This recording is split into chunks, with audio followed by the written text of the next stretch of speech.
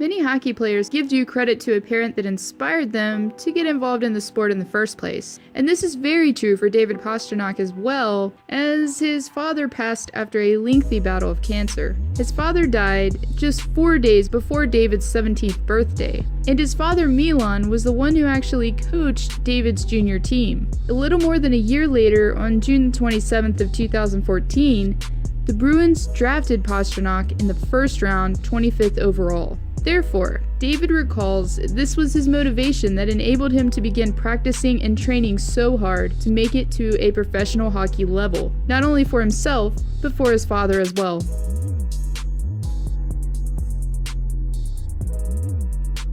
And while his father encouraged the forward to play hockey in the first place, his mother reportedly discouraged him from playing a certain position.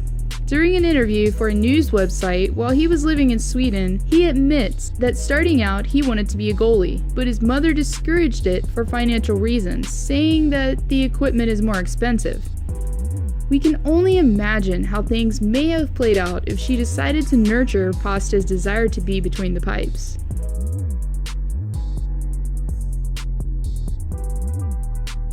And while you may be familiar with Pasta on ice, off ice, he is just as entertaining. As we all know, hockey players lose their teeth every now and then. But just to show how much of a sense of humor this guy has, here's one example. During the 2016-17 season, Pasta was a victim of a high stick and consequently lost parts of his teeth. But he only made light of the situation by posting this picture on Snapchat, referencing to Lloyd Christmas from Dumb and Dumber. No, that's not what I meant. Played by Jim Carrey.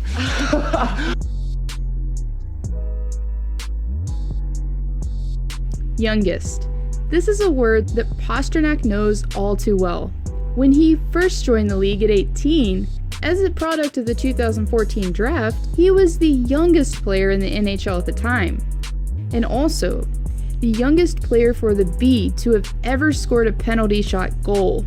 It was scored only 4 minutes into the game as the first goal en route to a 5-1 Bruins defeat over the Pittsburgh Penguins.